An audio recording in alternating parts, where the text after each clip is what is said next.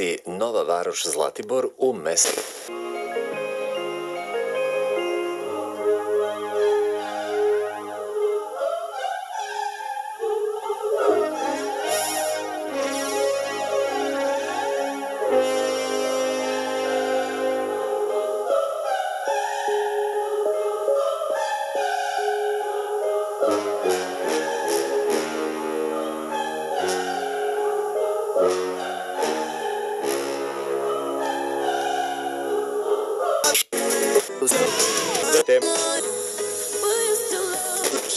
V interpretácii zo skupenia Le Arts Floriso doznela omša Assumpta est Maria, na nebo vzatá Mária.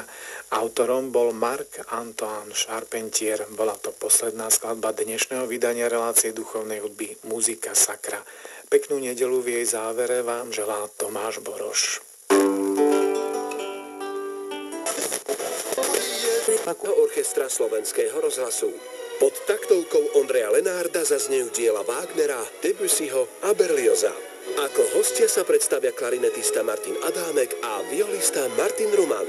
V piatok 26. septembra o 19. vo veľkom koncertnom štúdiu Slovenského rozhlasu a naživo v Rádiu Devín. Viac informácií a vstupenky na sosr.sk. Bratislavské hudobné slávnosti sú pripravené. Koncerty na jubilejnom 60. ročníku na vás čakajú od 19. septembra. Príďte si vypočuť svetové orchestre z Londýna, Paríža, Prahy, Viedne, Hamburgu.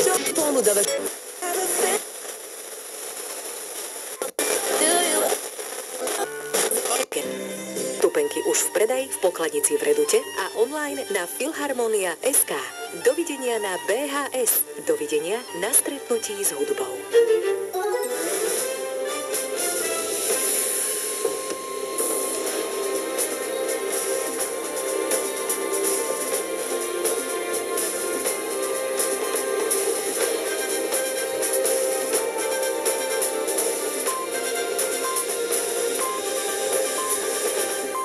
Bolo 9 hodín.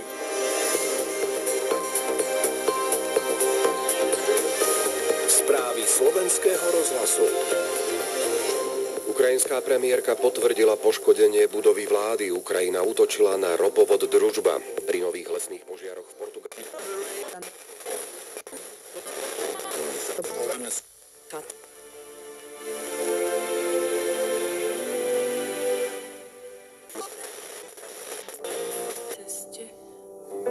Čo môžem druhým o tebe povedať, alebo mám len nemo stáť a smiať sa pri nich bez zábran.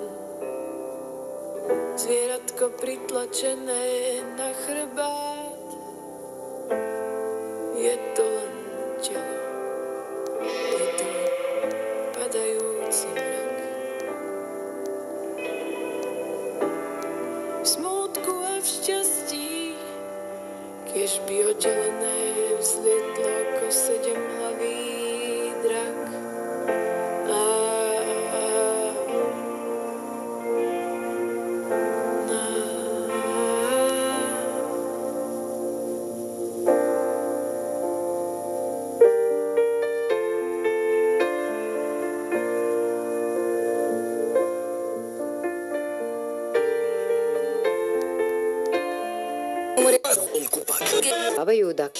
Zlatná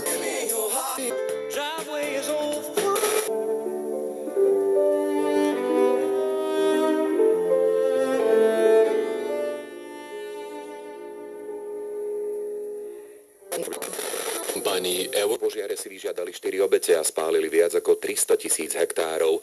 Rovnaký počet obetí a tiež spálenú plochu si vyžiadali aj požiare v Portugalsku.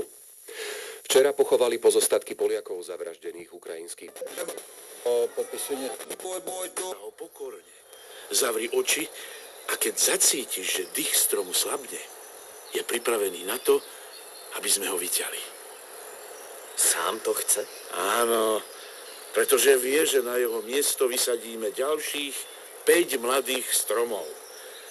Takto sa staráme o horu a ona sa stará o nás. Nezabudni na to. Hora nás živí. Ak umrie hora, my zomrieme s ňou. Ako ťa tu počúvam, Norik, tak ma prešla aj chuť do roboty. Veď hora nebude večne. Ani my. Treba si užiť života. Sú predsa aj iné a ľahšie remeslá, z ktorých